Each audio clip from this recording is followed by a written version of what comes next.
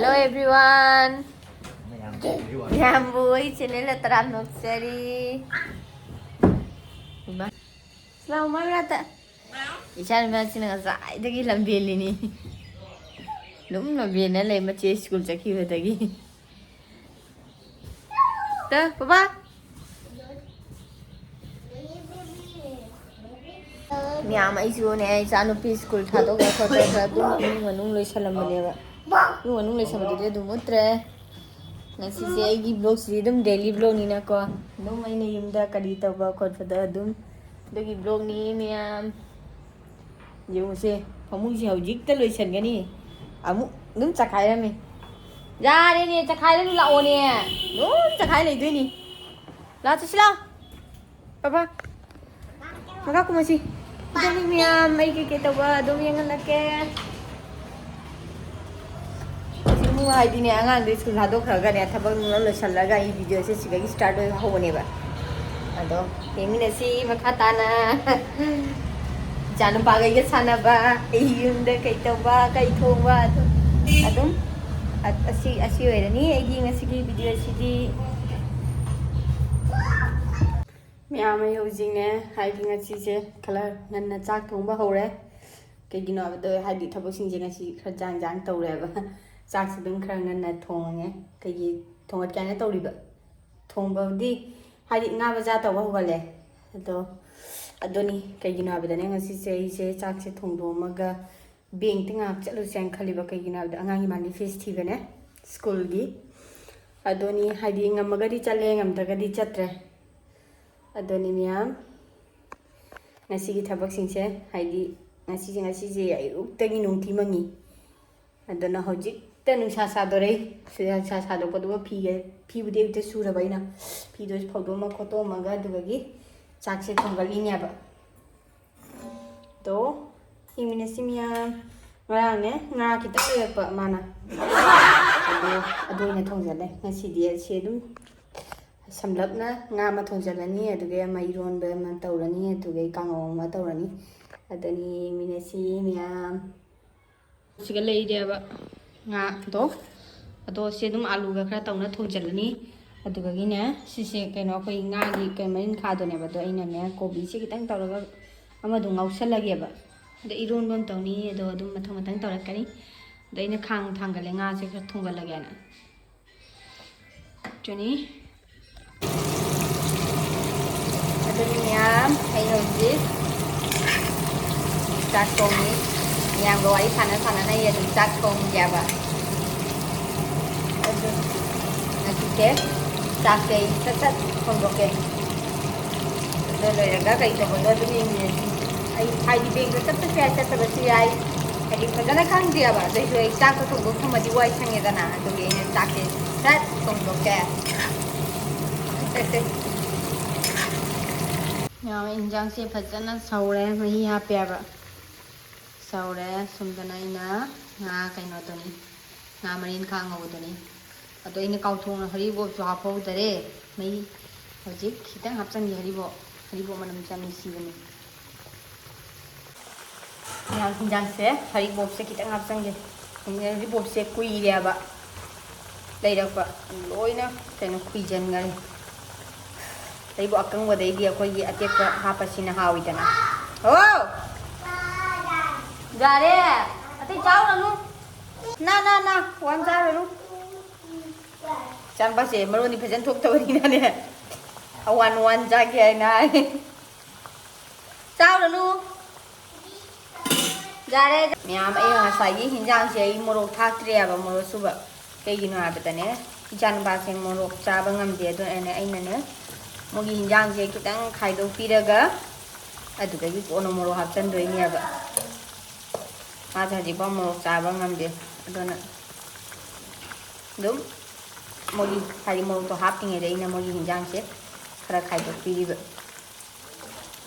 nya mai hojik hinjang lo re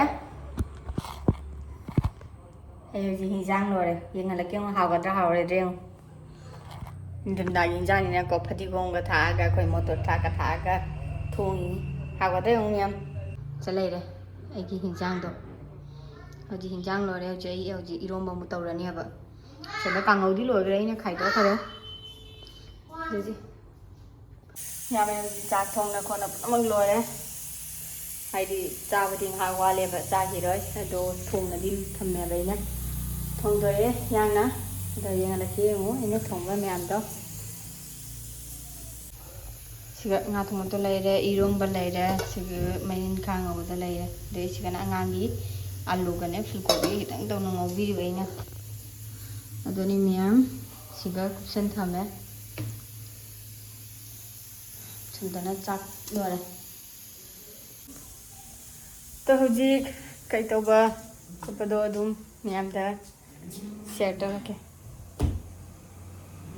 jan ba jang umla je phamung da loi ne thadan thana mi chong ai chai ra kan ma di lang ching le le mi sa su am sa ra ngasi di ngasai di ne pura lechi ne pu mom ba do hi chin nu sa na fajana sa do me pu gai ne cái gì nữa nè lo ba không đâu được không anh đặt nông mà ní sẽ use giải biết rẻ bà mà sẽ một phần nó luôn đấy anh này đi thuốc phi bằng ngầm đi ra mua những thứ thuốc phi vậy ấy cái gì không chị ạ qua lợ xe khơi phi nè mà mình phục tí cởi ichana pina ngauja bachdi maching hat mangi badane sire ma chak chaba ga changdi to popi do chiga sejingo phajabrengi mase to miya ma ko jine chak chaba su lore chak chaba lore bane ko ina ne na dagi kaino fresh cream do leiba thamba kaino da fruit salad sem ga na do dum chada na dum leire adana ichani pilaga chana ba ne ne si se senge haidi fisala to koi ready made ne ba ado khali ma gi cream du to mix sau do ni ado ye halage yung do miam siga leire aina kaino fisala senge to ni tu siga haidi ko fruit na mong siga loine mix ne ba ado siga ina fresh cream do leire fresh cream do mix sau do ni nhìn là cái em chị sẽ dán pia nó pa mẹ bà ở đây nhá mà là cái pia nó bay nhá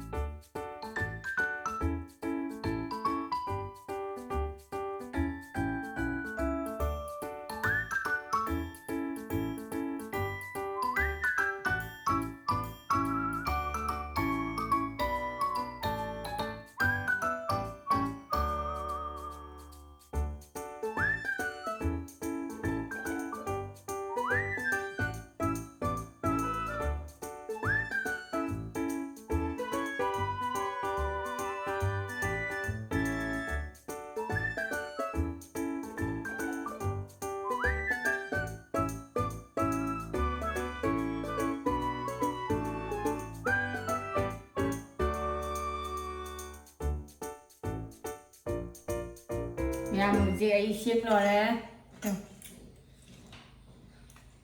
nhưng là cái phần nó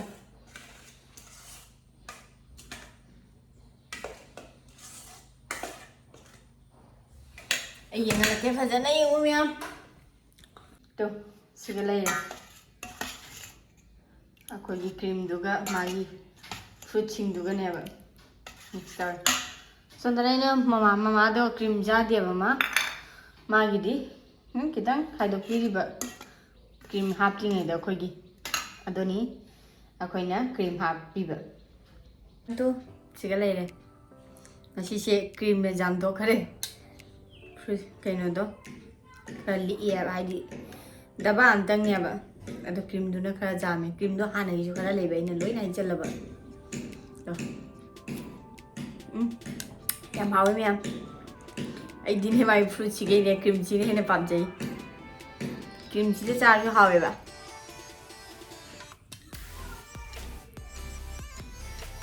na da gi seng tawra dum ngam dana leba Đúng thà bác sĩ nông mà ra mà đúng thuộc vậy. Hào đấy em.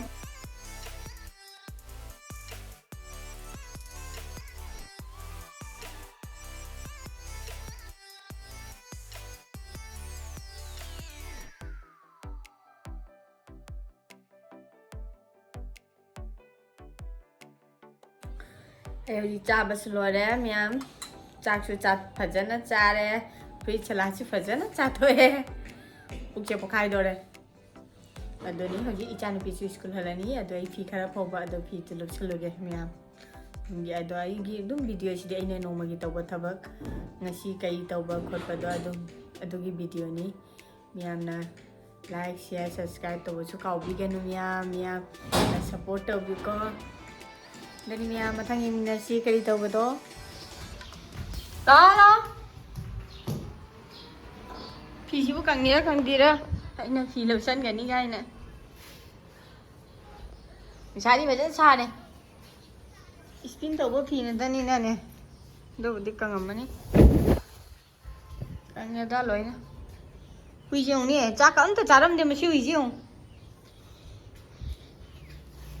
ngã phải phân cha thua cha đi phát tập bên nào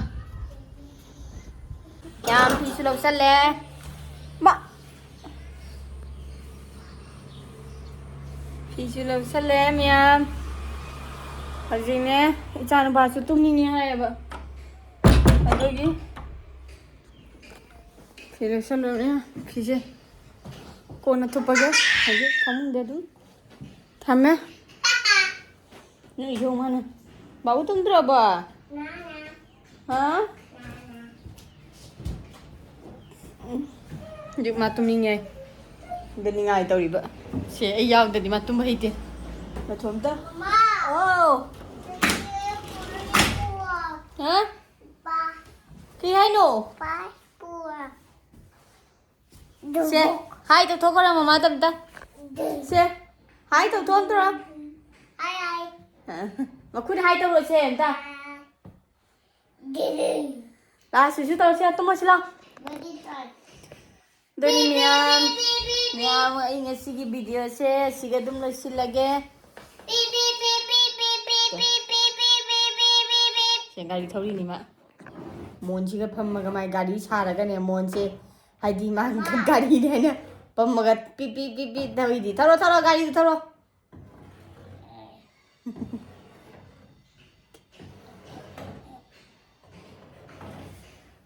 mẹ ai mà thật xe em sai phiền ngà tặng thà để có bà bơ